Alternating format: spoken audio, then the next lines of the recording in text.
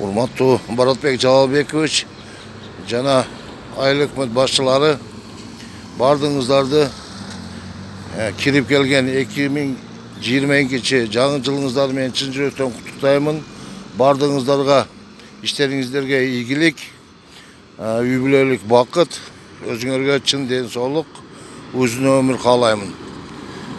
Урматтуу Баратбек Жалалбекович, бүгүн бизде мына 1 январ 22 жылда Беговат айылынын элдери өздөрүнүн инициатива менен Беговат айылынын центр жерлерине, бардык жерлерде ишембилик жүргүзүшүп атат.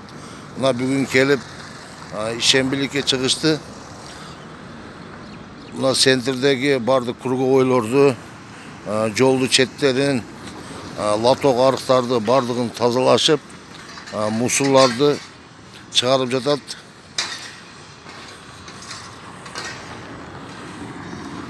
Бүгүн иштеп атабыз мына.